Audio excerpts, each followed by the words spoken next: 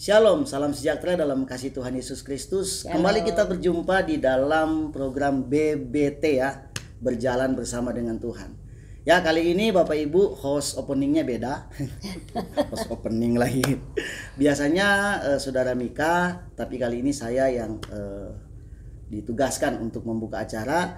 Dan ada tamu baru, Pak Pendeta Daniel sebagai penggantinya Mika. Dan tentunya tidak kalah asiknya adalah narasumber kita kali ini. Yeay! Luar biasa. Mungkin jemaat Tuhan di Gereja Keluarga Tabernakel sudah sangat mengenali siapa orang ini.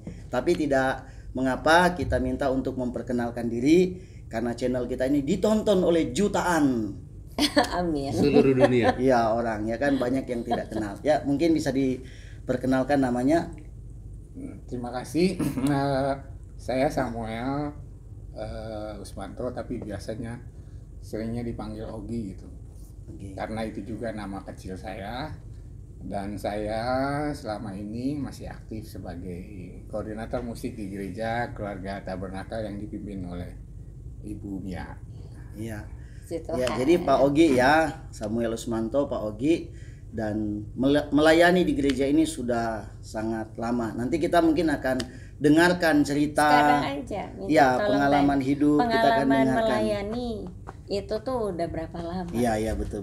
Mungkin bukan cuma di sini, sebelumnya mungkin ada di gereja lain atau gimana, dari sejak umur berapa mungkin bisa sampaikan.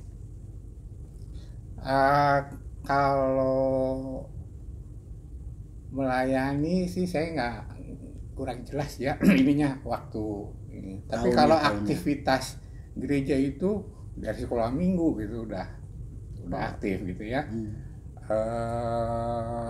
Saya itu kelas 3 SD, saya ingat itu pertama kali saya main band di luar gitu. 3 SD? Iya. Tahun berapa? Itu pertama kali belajar juga langsung jadi ada mentor saya itu bikin grup anak-anak gitu. Ya. Bersama teman-temannya semua sepantaran begitu ya, satu grup. Jadi kalau setiap senior tampil, kita tuh yang junior tuh tampil duluan gitu, anak-anak lucu gitu waktu itu. Nah itu saya ingat tuh waktu itu mulai itu kelas 3 SD itu. Belum bisa apa-apa, cuma diajarin di setel, mainnya gini, mainnya begitu, mainnya gitu ya. Nah itu pertama kali aktifnya gitu. Ya nggak ngerti itu pelayanan, itu bagi saya sih itu bukan, ya itu ya senang-senang aja aktivitas. Menginjak SMP, nah baru saya aktif di band yang seniornya. Nah di situ baru saya belajar sedikit-sedikit main musik gitu ya, belajar sendiri gitu. Sampai saya setelah lulus SMA tuh sempat kuliah sebentar tapi nggak selesai. Jadi saya itu dari kalangan yang sekeluarga itu bukan yang educate bener gitu ya. Semuanya biasa-biasa aja gitu, karena kurang pendidikan juga di rumah maupun di luar gitu. Jadi kebanyakan itu besarnya itu di jalanan. Tapi tadi dengar belajar musik sendiri. Iya, karena nggak mungkin untuk les punya alat juga nggak bisa gitu ya. Jadi seadanya aja gitu. Kalau ke gereja baru belajar gitu. Terus siapa yang kan kalau kita pengen belajar musik itu pasti kan ngelihat sesuatu, terus ngelihat orang lain dulu, terus mulai belajar sendirinya tuh gimana? Nggak ada sama sekali yang memperkenalkan? Nggak ada. Walaupun ayah saya tuh latar belakangnya musisi yang lumayan disegani lah di Bandung waktu itu gitu. Tapi sedikit pun nggak pernah mengajar gitu, nggak pernah ngajarin, ngasih tahu apa itu nggak pernah gitu. Ya itu mungkin nggak tahu saya juga kenapa. Jadi semua belajar sendiri-sendiri gitu. Jadi ngelihat gitu, nanti cobain di rumah gitu. Nah, kalau pengen belajar lagu, nyetel radio, lagu ini diikutin ya gitu. Berarti bakat sekali gitu dong. Nah baru setelah saya memutuskan ke Jakarta untuk benar-benar milih jalur musik di gereja, tapi di gereja. Ya. Nah, itu baru mau belajar gitu, mau belajar lebih intens itu. Dan setelah kurang lebih 3 tahun itu baru benar-benar belajar yang musik bener tuh baca, maksudnya Not not balok itu baru belajar gitu. Nah, Jadi itu sangat terlambat. les atau Ya ngeles waktu itu. Jadi sekitar umur di atas 20 tuh baru belajar baca gitu. Nah, itu aktivitas pelayanan itu mulainya dari situ. Kalau yang apa? Yang menetap di gereja gitu. Kalau sebelumnya kan di luar gereja gitu. Maksudnya tuh grup musiknya tuh emang grup musik rohani tapi tidak satu gereja gitu. Anggotanya tuh dari banyak gereja. Setelah ke Jakarta baru menetap di satu gereja. jadi waktu musik rohani itu misalnya mengisi apa? KKR? Ya, atau yang seringnya tuh acara-acara? KKR, acara-acara gitu. Ya ibadah-ibadah Seperti raya lah, ibadah ibadah minggu. raya lah pasti. Ya, di gereja-gereja itu semua kalangan ya. Gereja Protestan, gereja Katolik. Tapi saya Atau tertarik. di pemerintahan juga kalau acara Natal tuh pasti kami tampil gitu. Misalnya di Natalan di departemen mana ya, pernah juga di Magelang Akademi Militer itu tiap tahun ke sana kita main di sana gitu. Gitu deh. Iya, saya tertarik dengan latar belakang dari Pak Ogi ya, karena katanya sejak kecil sudah ada di gereja ya Pak ya, Ya, dalam sekolah minggu. Artinya keluarga Pak Ogi memang memang semua keluarga dilahirkan dari ibu yang udah ibu dan bapak yang sudah Kristen. Kristen ya, yang sungguh-sungguh, artinya juga mengharuskan anak-anak untuk ke sekolah minggu ya Pak ya. Mengharuskan sih enggak ya, tapi apa? Ya kita ngikut aja gitu. Ikut aja ya. Oh ya, nah terus gini, sepanjang itu kan sampai akhirnya pelayanan dan sebenarnya sampai hari ini Bapak Saudara menjadi koordinator musik gitu ya di gereja kami. Nah, dalam perjalanan itu pasti banyak hal-hal yang mendatangkan suka dan Suka duka mendatangkan lah. duka Nah, gitu ya. suka duka. Sebenarnya kerasanya lebih banyak sukanya atau dukanya? Atau sama atau gimana? 50-50 gitu. Lebih banyak dukanya. Oh, lebih enak. Oh, jadi oke. Jadi sedikit latar belakang saya kenapa saya ke sana gitu. Itu bukan keinginan atau cita-cita saya gitu. Jauh dari seperti itu gitu. Sebenarnya itu rentetan perjalanannya tuh komplikasi gitu ya. Yang satu mempengaruhi yang satu. Saya loncat ke kenapa saya harus milihnya musik aja gitu Iya, di Jakarta gitu. Saya kelas 3 SMP ya. 3 SMP tuh ibu saya tuh meninggal. Ya. Sedangkan yang sangat berperan di rumah itu ibu saya itu mendidik 9 anak. Oh, 9 bersaudara. Ya, 9 bersaudara. bersaudara. Begitu ibu saya meninggal tuh nggak ada yang mendidik. Dan kami tuh kehilangan pegangan hidup untuk segalanya itu. Pak Ogi sendiri anak ke? Anak ke-7. Oke, anak ke-7. Nah, jadi setelah ibu meninggal itu, singkatnya tuh semua berjalan sendiri-sendiri, memilih jalurnya sendiri-sendiri gitu. Saya pun untuk melanjutkan ke SMA tuh memikir siapa yang mau bayarin gitu ya. Jadi saya mencari alternatif, cari yang paling murah gitu di sekolah negeri gitu. Ya, SMA negeri. ya SMA negeri. Nah, sejak kelas 3 itu juga saya udah mulai belajar bantu-bantu kakak saya kalau ada kerjaan apa gitu. Sampai SMA juga, dan itu membantu saya tuh dapat uang saku gitu ya, untuk bayar sekolah, untuk jajan, untuk apa gitu. Nah, lalu saya pikir untuk kedepannya tuh ini idealis saya gitu. Ya udahlah,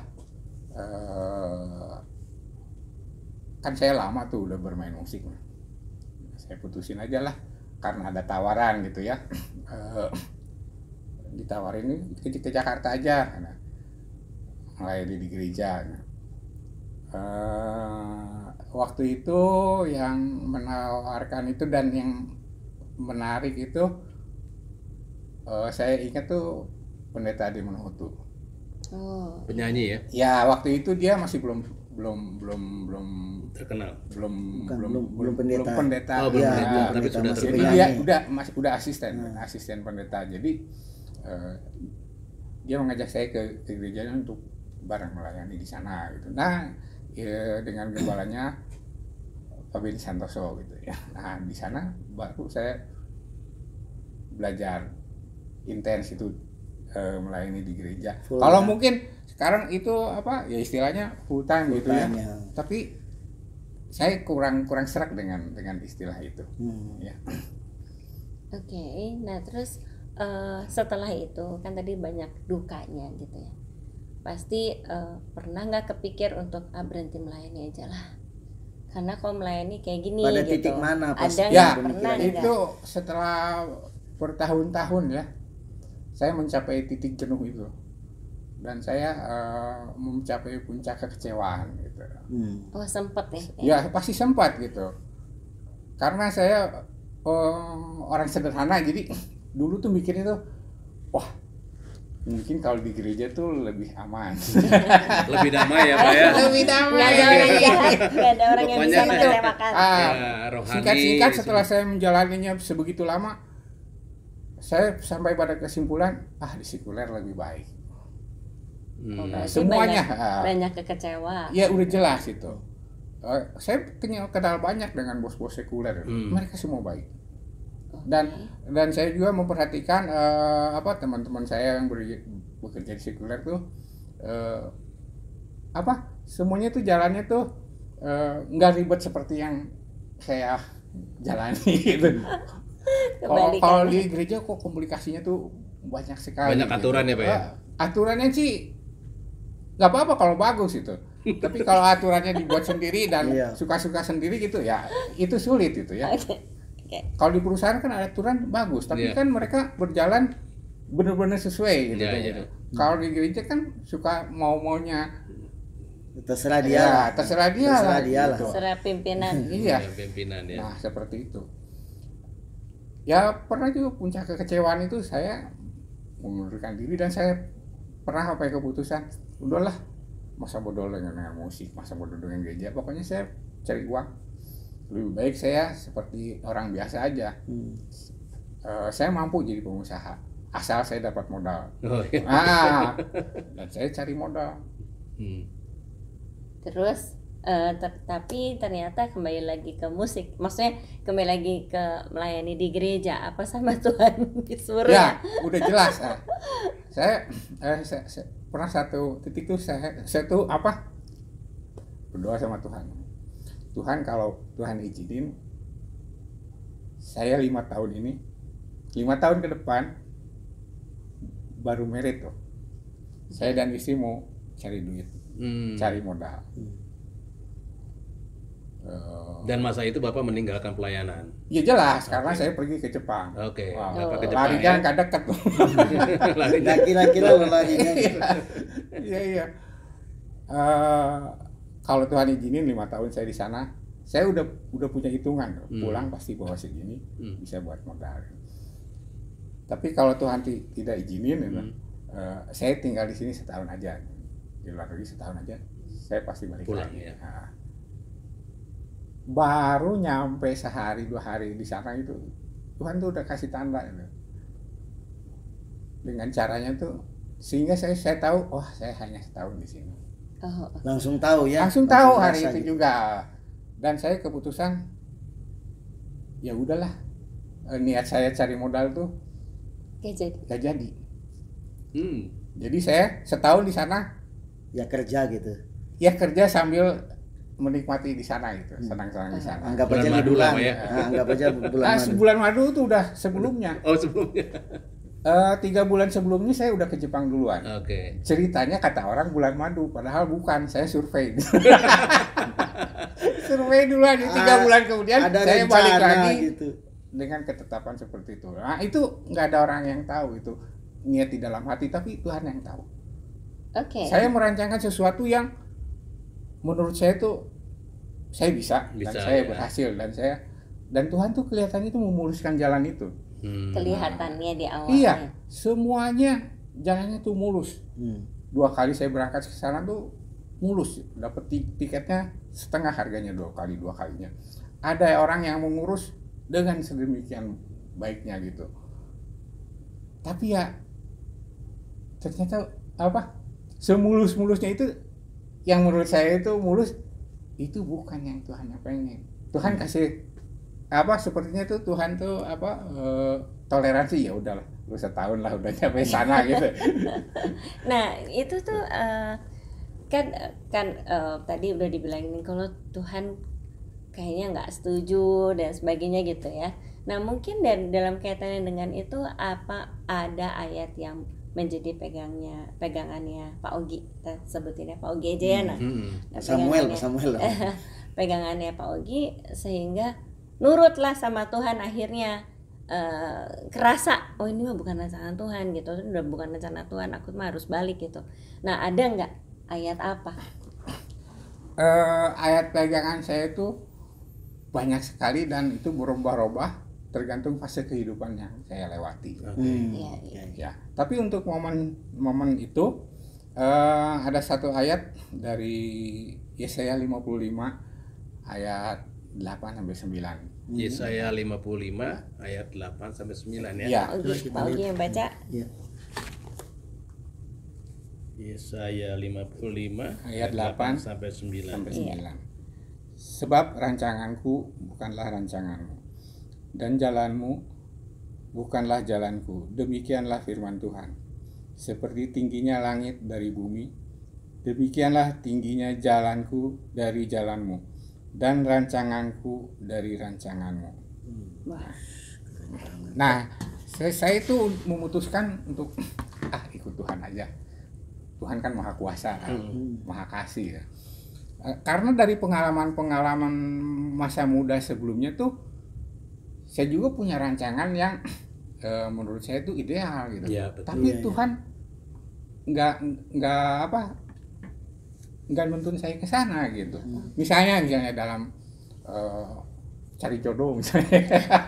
Saya tuh punya ideal yang bagus ya. Kalau saya seorang bisa main musik, paling enggak lah cari yang bisa nyanyi. Ya. Atau model ya, yang Pak. BL Ya, gitu. nggak ada zaman itu, nggak ada zaman royal. Paling enggak senang nyanyi, paling nggak bisa nyanyi ya senang musik gitu. Saya berusaha ke arah itu, tapi nggak jadi aja gitu. Oh, sempat. Sempat. Okay. Sempat 1-2 kali, tapi enggak sampai satu titik. Udahlah, saya nyerah lah. Kumaha Tuhan lah. Gimana Tuhan ya Pak ya? Gimana Tuhan? Nah, begitu gimana Tuhan tuh bener. Saya mendapatkan istri yang sekarang tuh nyanyi pas-pasan, musik ya senangnya gitu-gitu aja, sedikit pun nggak ngerti gitu. Pokoknya nikmatin aja. Jadi nggak masuk dalam kategori Yang diinginkan. Iya, Gitu. oke. Tapi kan Tuhan sudah kasih. Ya gitu. tapi kan saya udah nyerah duluan, Iya, jadi iya. ya udahlah, saya terima gitu dengan lapang dada, nggak apa-apa gitu. Jujur amat. Nah dari pengalaman itu dalam perjalanan hidup pelayanan musik saya juga berpatokan pada itu. Saya mau ikut rancangan Tuhan lah sampai manapun gitu. Tapi nggak semulus itu juga tekad saya tuh. Oh. Iya dong, saya sempat itu mundur kan. Yang Karena saya pikir udah sampai ubun-ubun. Tahun udah sampai. Udahlah gitu. Nah, karena itulah, karena perjalanan banyak pengalaman yang menunjukkan sehebat-hebatnya, sepintar-pintarnya, sebisa-bisanya kita tuh, kita nggak bisa mengetahui pikiran Tuhan. Walaupun kita mengejar sebagaimana, mendingan kita menyerah. Nanti kalau Tuhan tunjukkan, baru kita pikirkan. Jangan kita pikiran kita gini, rancangan kita, terus kita berdoa, Tuhan berkatilah ini, rancanganku begini, ini. Nah, saya mau membalikan itu. lebih baik saya menunggu. Artinya bukan menunggu jadi pasti Pasif. jadi pemalasan atau nggak kerjain Iya, apa-apa, iya. bukan seperti itu. Tapi kita menunggu dalam arti tuh kita harus sensitif kapan Tuhan tuh nunjukinnya gitu. Di saat-saat yang kita tidak duga gitu. Dan itu harus kita latih gitu ya, Iya. dengan banyak baca firman Tuhan, Betul, ya, betul. dengan berdoa, dengan memperhatikan orang ngomong, memperhatikan kejadian sekeliling. Iya, Nah itu setuju. kita belajar sensitif kita terhadap suara Tuhan gitu. Karena kita nggak ada zamannya kita dengar dari langit ada suara Iya, kayak iya, gitu. iya, Ya pasti. enggak ya, Roh Kudus yang di dalam kita itu yang berbicara. Iya, Nah, betul. itu bagaimana prosesnya masing-masing pribadi saya percaya berbeda gitu. Iya, iya. Jadi kita nggak bisa resepnya gini loh, seperti gini. Nanti orang lain ngikutin, kok enggak, Iya, enggak seperti itu. Iya, Iya, Pak, lain-lain. Tidak Jadi sesuai ya. nggak sesuai. Lebih baik caranya kita sendiri dengan Tuhan tuh pribadi lah. Tapi Jangan kan gini, niru-niru gitu. berarti kan pada waktu ini kalau menurut saya momen yang besar adalah dalam arti waktu mengambil keputusan bahwa istri yang sekarang ini adalah yang diberikan oleh Tuhan gitu ya. Karena kan sepengetahuan saya gitu, seorang musisi itu punya idealis sendiri. Karena dulu pernah deket lah saya sama seorang musisi gitu. Saya merasa bahwa saya ini di nomor 2 kan. Nomor 1 tuh bassnya dia karena dia pemain bass gitu. Jadi dia punya idealis sendiri. Kalau saya tanya, pokoknya dia nggak bisa hilang. Kalau udah main musik dia bilang aku nih perlu waktu buat main musik. Nah ini istrinya Pak Ogi nih gimana gitu kan. Dia bukan pemusik yang ngerti musik banget gitu. Tapi kok bisa yakin bahwa itulah rancangan Tuhan yang diberikan Pak Ogi. Inilah istri yang diberikan ke Pak Ogi gitu, yakin. Terus dalam perjalanannya apakah betul dia mendukung, pernah mengeluh enggak soal Pak Ogi ini jadi pemusik? Mendukung enggak, mengeluh enggak gitu. Berarti berada dalam posisi abstain ya. Sekali rupanya Begini Pak Ogi dia. ya. Golput, orangnya golput. Nah itu juga kan yang bikin saya gini. Tapi itu salah satu ujian dari Tuhan. Kalau kamu benar-benar mau nerima dari Tuhan, gimana kita maintenance berkat Tuhan itu? Komitmen ya Pak ya. Komitmen. Iya, kita misalnya kita dikasih mobil, kita maintenance-nya gimana? Kita peliharanya itu gimana? Serius nggak? Nah itu apa yang Tuhan berikan itu, walaupun kecil ya, kita pelihara dengan baik nggak? Nah, kalau sampai pada satu titik Tuhan melihat sampai berkata, oh kerjamu bagus, nih aku ketambahan lagi, tambahin lagi 1 talenta buat kamu. Nah itu terjadi. Nah itu terjadi ya, dalam kehidupan kami berkeluarga itu melalui proses-proses tahapan itu. Betul. Baik dari pihak dia maupun dari pihak saya. Jadi saya dan istri itu masing-masing punya perubahan sendiri. Dia berubah, saya berubah tanpa saya nuntut dia nuntut saya. Lu berubah dong. Nggak ada tuntutan itu. Saling mengerti ya Pak ya. Kita masing-masing harus sadar kita dulu yang berubah gitu. Oke. Jangan maksain orang lain dulu gitu. Nah itu juga saya ajarin kepada anak-anak sedari kecil. Jadi mereka tuh melihat orang tuanya tuh seperti apa, mereka bisa jadi saksinya gitu. Bukan hanya versi orang tuanya gitu. Jadi mereka juga menyaksikan, oh perubahannya gini orang tuanya, oh makin lama gimana. Nah anak-anak tuh menyaksikan dan kita juga share kepada mereka gitu. Latar belakang saya gimana, latar belakang istri saya gimana, perjalanan hidupnya dari keluarga saya gimana, dari keluarga istri saya gimana. Nah mereka tahu semua. Jadi mereka bisa belajar. Tapi untuk mengajar mereka itu kita harus lihat tahapan waktunya gitu. Kapan memasukkan masalah ini umur segini, masalah ini umur segini. Jadi ada tahapannya, enggak semua buruk gitu asal kita celotehin cerita, enggak, bukan dengan itu. Tapi harus lihat kapasitasnya juga.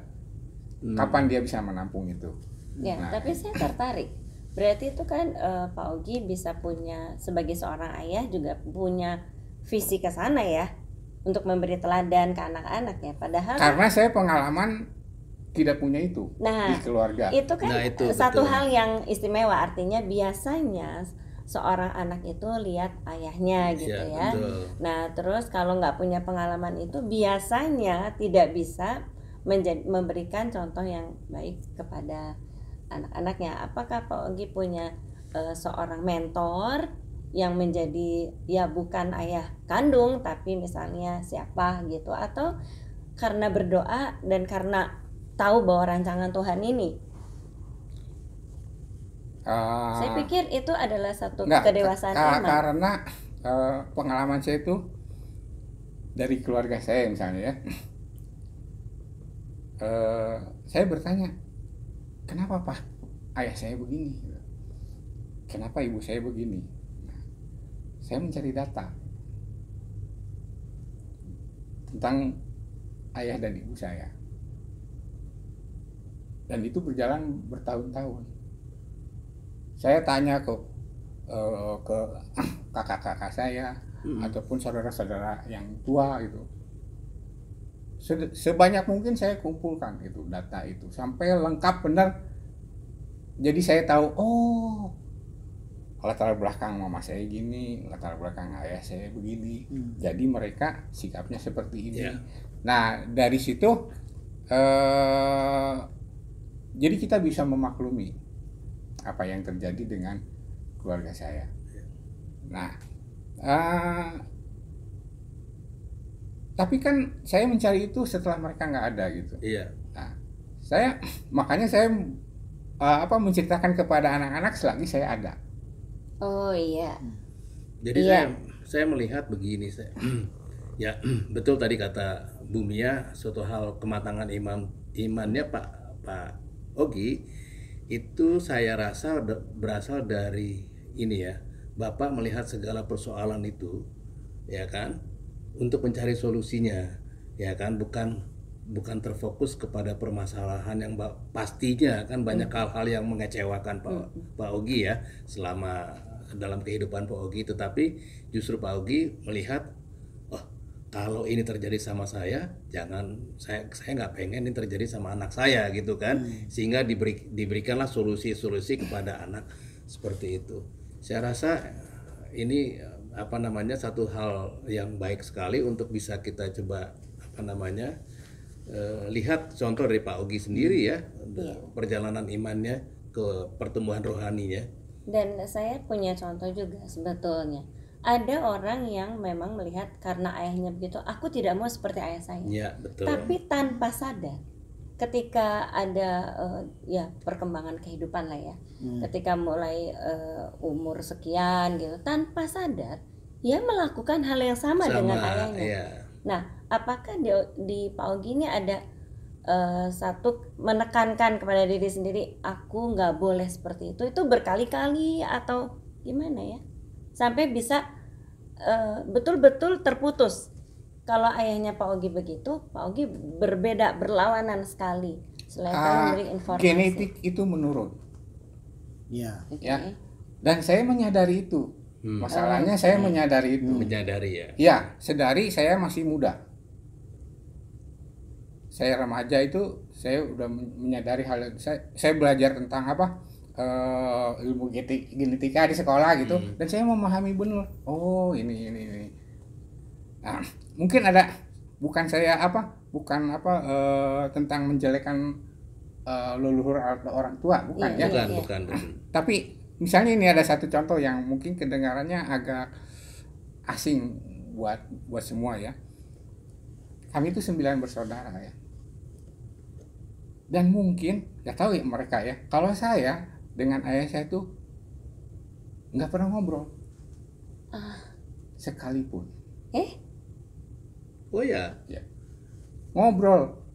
Kalau ngomong sih ya mungkin ya ngomong mau kemana ke sana ya. Itu ngomong ya. Ngomong itu dua hal yang berbeda. Ngobrol tuh Kalau ngobrol tuh nggak pernah. Iya. Oke. Duduk bareng ngobrol. Nggak pernah. Sampai dia meninggalnya juga nggak pernah ada suatu obrolan yang serius atau yang 5 menit 10 menit itu nggak pernah terjadi gitu. Jadi bisa bayangkan hubungannya tuh Iya. seperti apa gitu. Kayak Itu orang asing. nah, itu mungkin dengan adik kakak saya juga mungkin seperti itu gitu. Oh, jadi keluarga. Nah, bukan spesial saya bukan. Nah, Hmm. jadi hampir semua gitu. Jadi papahnya Pak Ogi memang nggak pernah ngajak ngobrol anak. Nggak pernah.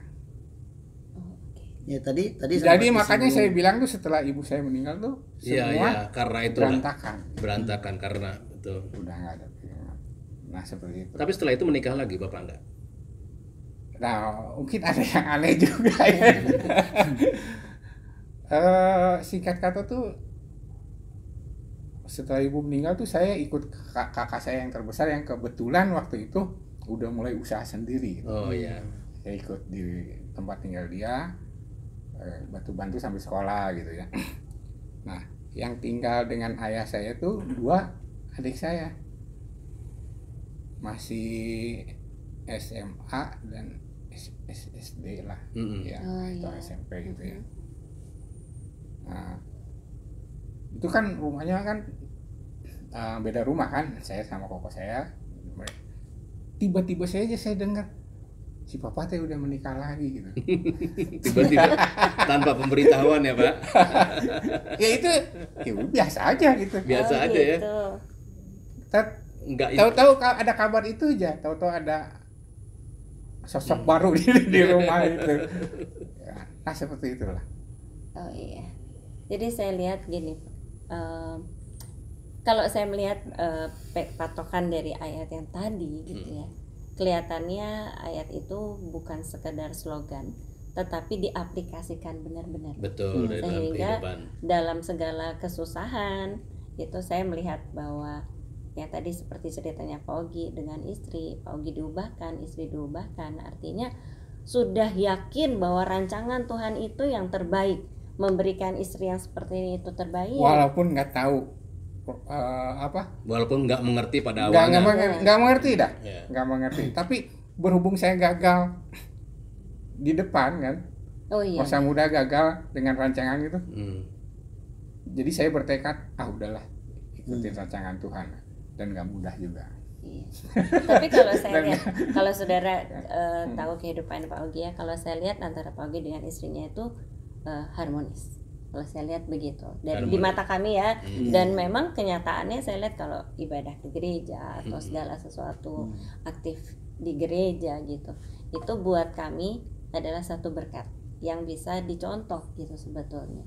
Dan itu makanya saya rindu sekali untuk Pak Ogi bicara di sini gitu saudara ya. Nah saya pikir masih banyak sekali pengalamannya Pak Ogi dengan ayat-ayat yang lain. Saya pikir kita nggak bisa cuma satu kali ini, Betul. karena kebetulan topiknya tentang ini. Nanti kita mau undang lagi, boleh kan? Dengan ayat yang lain, boleh? Boleh aja. Ya. Jadi kalau bisa sama istri ya. Ya, Ya, boleh, saya, ya. saya kira lebih baik itu juga lebih baik. Lebih baik Ah, ya. Ya, Karena dari kami tuh nggak ada yang disembunyikan. Ya.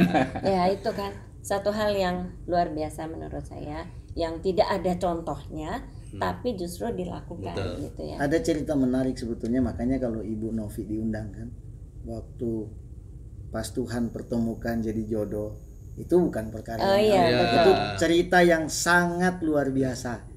Nah, ya, Nah, nanti aja, Itu jangan, nanti. jangan di spoiler dulu gitu.